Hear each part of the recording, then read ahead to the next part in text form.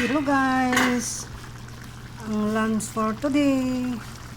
Ito guys ang biryani na nakasiparit guys. Hindi ko isasama, imimix sa kanin guys para makikita ko guys na kung ilang tao. Ibibilangin ko yung hiwa sa bawat tao guys, kaya hindi ko siya isasama ng kanin. Ayan guys, at ito naman ang kanin ng biryani. Ayan guys. Okay guys, yan naman ang kanin ng Pilipino, white rice. Okay guys, thanks for watching.